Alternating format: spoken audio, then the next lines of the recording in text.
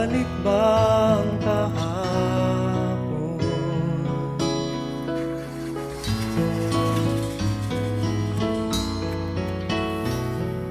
Natatandaan mo pa ba